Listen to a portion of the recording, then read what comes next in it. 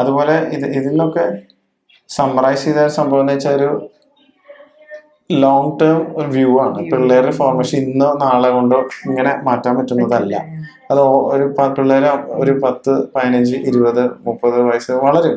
പിള്ളേര് പിന്നെ അഡൽട്സ് ആവും, വളരും. അപ്പൊ ആ ഒരു ലോങ് ടേം കണ്ണോടുകൂടി എപ്പോഴും ചിന്തിക്കണം. ദേഷ്യം വരുമ്പോഴോ ഒക്കെ ആ ലോങ് ടേമിൽ എന്താണ് ഹെൽപ്പ് ചെയ്യുക. It's not easy. കണ്ടിന്യൂസ്ലി തലയിൽ പറഞ്ഞുകൊടുക്കും ഇങ്ങനത്തെ സംഭവം വരുമ്പോൾ നമ്മൾ ഇന്നത്തേക്ക് സോൾവ് ചെയ്യാനാണോ, ഇന്നൊരു ഷോർട്ട് ടേമിന് വേണ്ടി ടി വെച്ച് കൊടുത്ത കാര്യം മിണ്ടാണ്ടിരിക്കുകയോ, അതോ ലോങ് ടേമിന് വേണ്ടി നമ്മൾ ചെയ്യുമ്പോൾ എന്ത് ചെയ്യണം? പിള്ളേരെ ഓക്കെ ബുദ്ധിമുട്ടുണ്ടെങ്കിലും വെയിറ്റ് ചെയ്യണം.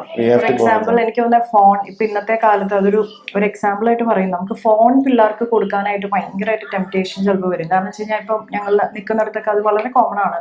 കാരണം അതാവുമ്പോൾ പിള്ളേർ അതിൽ ഇങ്ങനെ കുറെ നേരം സ്ക്രോൾ ചെയ്ത് അവിടെ ഇരിക്കും. നമുക്ക് വലിയ ശല്യമൊന്നും ഇല്ല, നമുക്ക് വേറെ എന്തെങ്കിലും കാര്യങ്ങളൊക്കെ ചെയ്യാം. പക്ഷെ ഫോൺ ഓക്കെ ഞങ്ങൾ ടി വി ഇടയ്ക്ക് വെച്ച് കൊടുക്കാറുണ്ട്, ഇല്ല എന്നല്ല. പക്ഷെ ഫോൺ ഒരിക്കലും ഡിജിറ്റൽ ഡിവൈസസ് അത് കൊടുക്കാറില്ല. കാരണം വെച്ച് കഴിഞ്ഞാൽ അതിലേക്ക് ഒരിക്കലും അതിൻ്റെ ഒരു സുഖം പിടിച്ചു കഴിഞ്ഞാൽ, പ്രത്യേകിച്ച് ചെറുപ്പത്തിൽ ഓഫ്കോഴ്സ് ഒരു പ്രായം കഴിയുമ്പോൾ നമ്മൾ ഇതൊക്കെ കൊടുക്കേണ്ട വരും, ഇല്ല എന്നല്ല. പക്ഷെ ഇപ്പം അവരുടെ ബ്രെയിൻ അതിനുള്ള ഡെവലപ്ഡ് അല്ലെങ്കിൽ ആ ഇമോഷണൽ ഡെവലപ്മെന്റ് ആയിട്ടില്ല.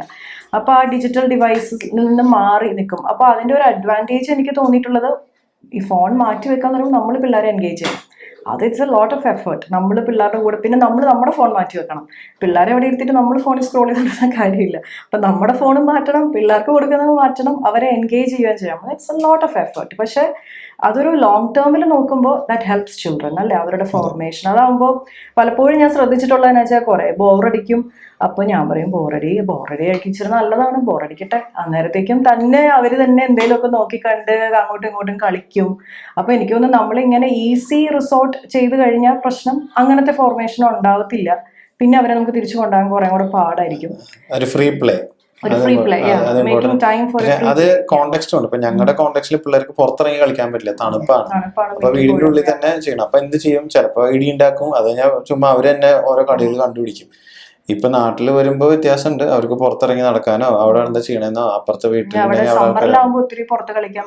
അപ്പൊ അങ്ങനത്തെ ഓപ്ഷൻസ് ഉണ്ട്. അപ്പൊ അതും ഇമ്പോർട്ടന്റ് ആണ്. പിന്നെ എനിക്ക് തോന്നിയിട്ടുള്ളത്, ഞങ്ങൾക്ക് എപ്പോഴും പാരന്റിംഗ് എന്ന് പറയുമ്പോൾ ഏറ്റവും ആദ്യം വരുന്നൊരു കാര്യം എന്ന് വെച്ചാൽ, ഈശോയാണല്ലോ നമുക്ക് മക്കളെ തന്നെ. ഈശോയ്ക്ക് അവരെ കുറിച്ച് ഓരോ പദ്ധതിയുണ്ട്. ആ പദ്ധതി നമ്മുടെ പിള്ളേരെന്ന് പറയുമ്പോൾ പോലും ഞങ്ങൾ പറയാറുണ്ട്, വി ആർ ഫോസ്റ്റർ പാരന്റ്സ്. ആദ്യം കർത്താവാണ് അവരുടെ അപ്പൻ. അപ്പോൾ ഈശോയെ, നിന്റെ പിള്ളേരെ ഞങ്ങൾ എങ്ങനെ വളർത്തണം, ഈശോയ്ക്ക് ആ പർട്ടിക്കുലർ ആയിട്ടുള്ള കുഞ്ഞിനെ കുറിച്ച് എന്താണോ പദ്ധതി, ആ പദ്ധതിയിലേക്ക് എത്താനായിട്ട് ഞങ്ങൾ ഫെസിലിറ്റേറ്റ് ചെയ്യാം. കാരണം അതിന് ഈശോ നമ്മളെ ഏൽപ്പിച്ചിരിക്കുന്നത്. ഈശോ നമ്മളോടാണ് ചോദിക്കാനും പോകുന്നത്, എൻ്റെ കുഞ്ഞിനെ നീ എങ്ങനെ നോക്കി. അപ്പൊ ആ ഇതിലേക്ക് നമ്മൾ പറ്റുന്ന ആ കണ്ടീഷൻസ് എല്ലാം അവർക്കൊന്ന് ഫെസിലിറ്റേറ്റ് ചെയ്ത് കൊടുക്കുക അല്ലേ.